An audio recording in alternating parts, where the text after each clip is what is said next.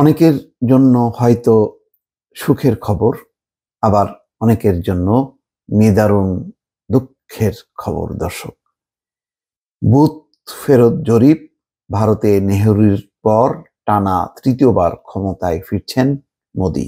ভারতের নির্বাচন শেষ হয়েছে, 7 ধাপের নির্বাচন শেষ হবার পর এখন বিভিন্ন জরিপ চলছে। বুথ ফেরত জরিপ বলা হয়, এটি প্রতিবারই হয়, এবারও হয়েছে। সেই জরিপে দেখা যাচ্ছে যে নরেন্দ্র মোদি পুনরায় আবার ক্ষমতায় আসছেন এবং মোটামুটি ভালো আসন নিয়েই আসছে। হয়তো 400 পার হবে না, কিন্তু 350 থেকে 375 এরকম ধারণা করা হচ্ছে। আর যতটা বলা হচ্ছিল যে কংগ্রেসের নেতৃত্বাধীন ইন্ডিয়া জোট এবার যথেষ্ট পরিমাণ ভালো করবে, শেষ পর্যন্ত দেখা যাচ্ছে তারা হয়তো আগের তুলনায় ভালো করবে, কিন্তু ক্ষমতায় আসার মতন আসন তারা পাচ্ছে না।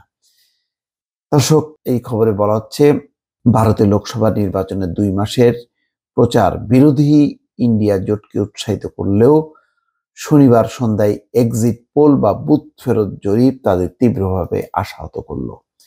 দেশের যতগুলো গণমাধ্যম এই জরিপের দায়িত্ব নিয়েছিল, তাদের কেউই শাসক দল বিজেপির তৃতীয়বার সরকার গঠন নিয়ে বিন্দু মাত্র সংশয় প্রকাশ করেনি। 5 বছর আগে 2019 সালে লোকসভা নির্বাচনে বিজেপি একাই পেয়েছিল 303 আসন, যাদের নেতৃত্বাধীন এনডিএ পেয়েছিল 353 আসন।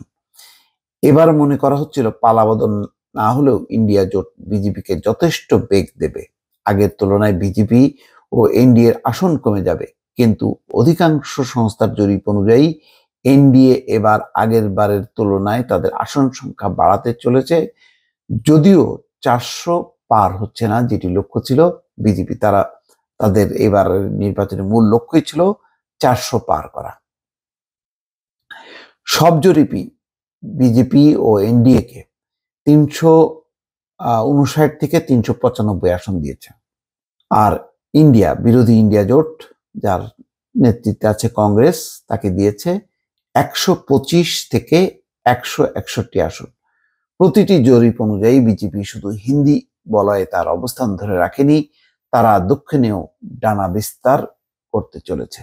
যেমন তামিলনাড়ু ও কেরালা, এই 2 রাজ্যে বিজেপি কখনো একার ক্ষমতায় আসেনি।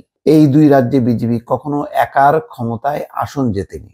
এবার জরিপ অনুযায়ী বিজেপি তামিলনাড়ুতে 1 থেকে 3টি আসন পেতে পারে, কেরালাতেও পেতে পারে 203টি আসন।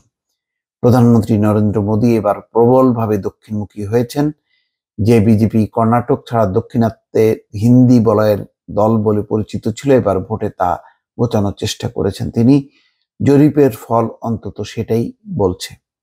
তবে কংগ্রেস সভাপতি মল্লিকার্জুন খাড়গে সন্ধ্যায় বৈঠক থেকে বেরিয়ে বুথ ফেরত জরিপ নাকচ করে দিয়েছেন। তিনি বলেন, দেশের বিভিন্ন অঞ্চলের দল ও জোটের নেতাদের সঙ্গে কথা বলে তারা নিশ্চিত হয়েছেন ইন্ডিয়া জোট 295 আসনে জয়ী হবে।